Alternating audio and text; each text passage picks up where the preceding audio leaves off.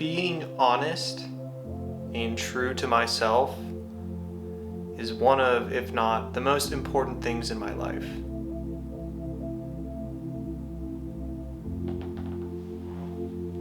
I never want to misconstrue what I mean, what my motives are. I strive so desperately to be honest.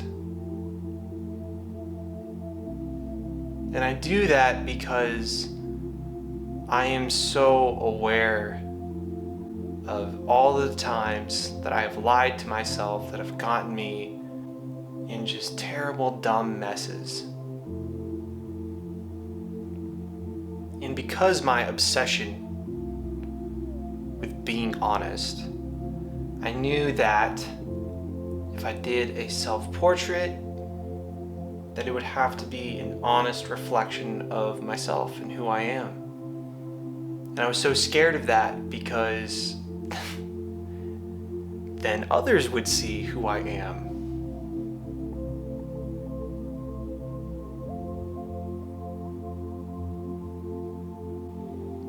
It would be so easy to just draw a nice, happy, smiling Josh. And in a way, that is absolutely an honest, authentic representation of myself. I'm a very happy person. I love laughing, I love making others laugh, I love having a goof from time to time. But if I was to be completely honest, there's been a lot of anger and resentment that I've just pushed down for years, that I've had to go in and surgically remove it from myself. It's taken a long time, and I don't think that it's ever a fully completed process. Self-reflection, that is.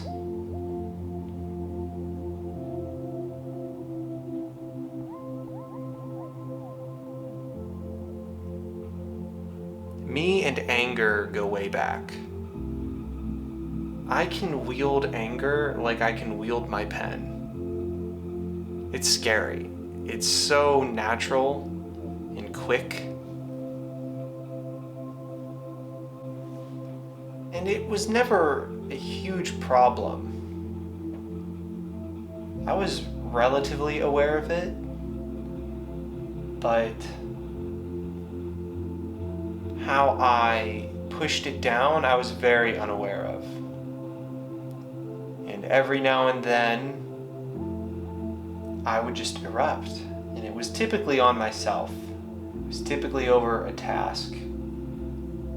Or perhaps I would go years without speaking my mind on something. And then I would have these absurd, over-the-top emotions about those things. And what I came to realize was that I was suppressing and pushing down a lot of who I was. And it was breeding this resentment towards everyone and everything in the world. It was very, very destructive. What do you do?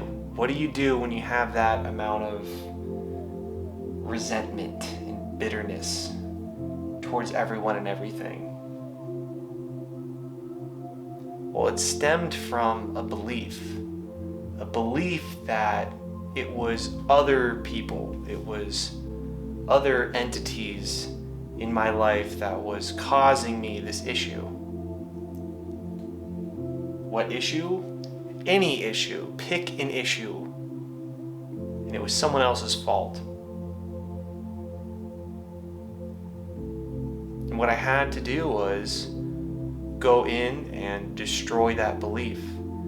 A belief that I was so unaware of, but was something that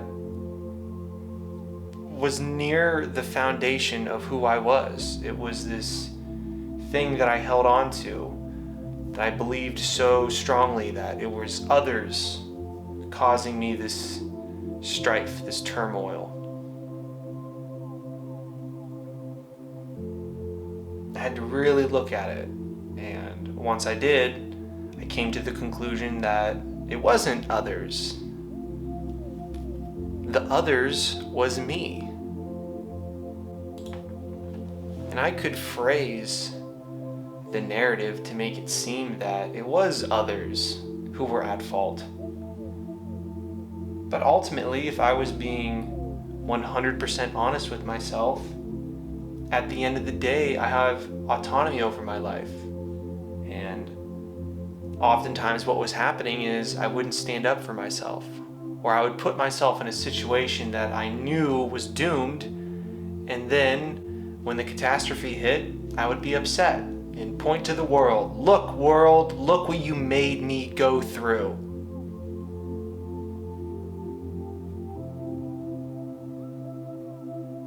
And realizing that that belief was false was so scary, because it was so deeply rooted in who I was.